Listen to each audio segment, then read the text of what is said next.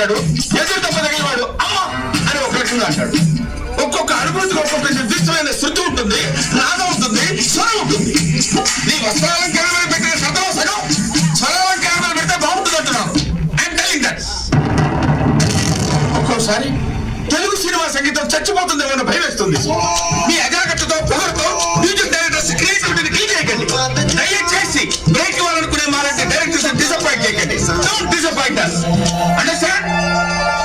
మేము ఎక్కడికో తీసుకెళ్ళాలనుకుంటాం, మీరు ఇక్కడే ఉంటారు, అక్కడికి రారు. గెస్ట్ హౌస్ కి